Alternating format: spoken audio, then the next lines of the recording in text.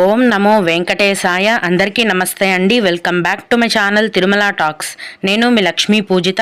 తిరుమల యొక్క డైలీ అప్డేట్స్కి స్వాగతం. తిరుమల దర్శనానికి సంబంధించిన లేటెస్ట్ అప్డేట్స్ కోసం మన ఛానల్ యొక్క టెలిగ్రామ్ గ్రూప్లో మరియు వాట్సాప్ ఛానల్లో జాయిన్ అవ్వగలరు. వాటి యొక్క లింక్ అనేది ఈ వీడియో కింద డిస్క్రిప్షన్లో మరియు కామెంట్ సెక్షన్లో ఇవ్వటం జరిగింది.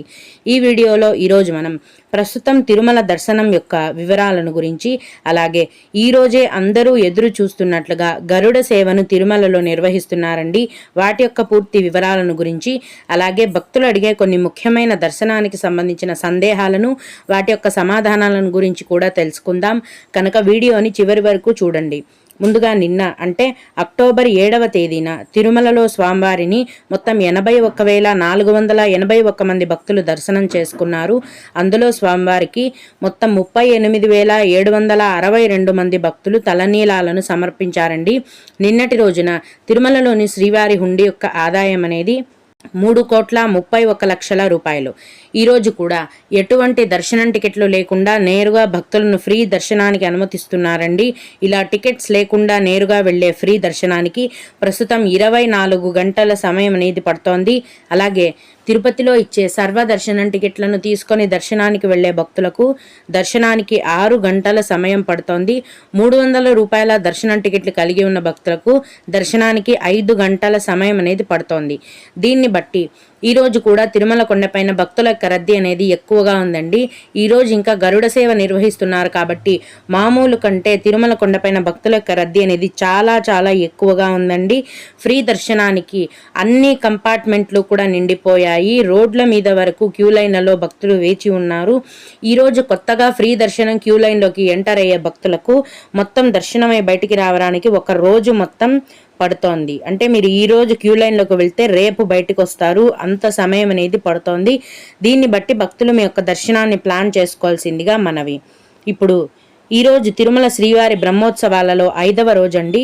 ఈరోజు ఉదయం 8 నుంచి 10 గంటల వరకు మోహిని అవతారంలో శ్రీ మలయప్ప స్వామివారు భక్తులకు దర్శనమిస్తారు. అలాగే ఈరోజు రాత్రి 7 గంటల నుంచి 12 గంటల వరకు గరుడ వాహన సేవలో స్వామివారు అందరికీ దర్శనమిస్తారండి.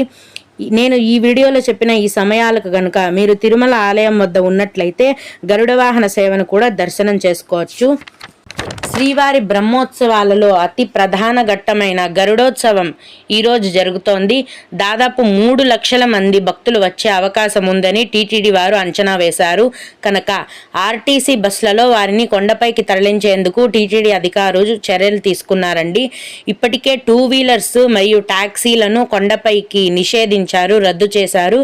కాగా గరుడ వాహన సేవ సాయంత్రం 6:30 గంటల నుంచి 11 లేదా 12 గంటల వరకు కొనసాగేలా టీటీడీ వారు ఏర్పాట్లు చేశారు. భక్తులకు ఎటువంటి ఇబ్బందులు కలగకుండా భద్రతలు ఏర్పాట్లు కూడా చేశారండి. ఇవండి ఈరోజు జరగబోయే గరుడ సేవకు సంబంధించిన టీటీడీ వారి నుంచి వచ్చిన ముఖ్యమైన అప్డేట్స్. ఇక భక్తులు అడిగే కొన్ని ముఖ్యమైన దర్శనానికి సంబంధించిన సందేహాలను మరియు వాటి యొక్క సమాధానాల గురించి కూడా తెలుసుకుందాము. అయితే ఇవి అడిగిన వారికే కాకుండా దర్శనానికి వెళ్ళే ప్రతి ఒక్కరికి కూడా ఉపయోగపడతాయండి. ఒక భక్తుడు, మ్యామ్ నేను అక్టోబర్ 9వ తేదీన తిరుపతి రావాలి అనుకుంటున్నాను. అలిపిరి మెట్ల దగ్గర నుండి వస్తే దర్శనానికి ఎంత టైం పడుతుంది అని అడిగారండి. మీరు మెట్ల మార్గం నుంచి వెళ్ళినా లేదా వెహికల్స్లో వెళ్ళినా మీరు ఏ దర్శనం టికెట్తో వెళ్తున్నారు అన్న దాన్ని బట్టి దర్శనం టైం అనేది చెప్పగలమండి.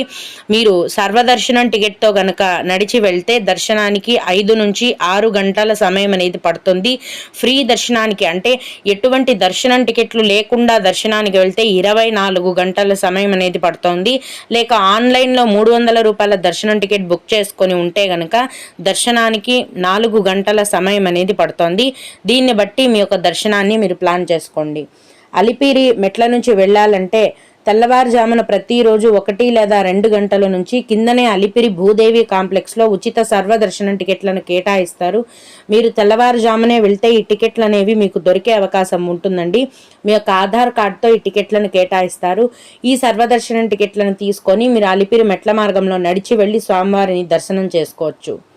అలాగే బ్రహ్మోత్సవాలలో రూమ్స్ లాకర్స్ ఇస్తున్నారా అని అడిగారండి.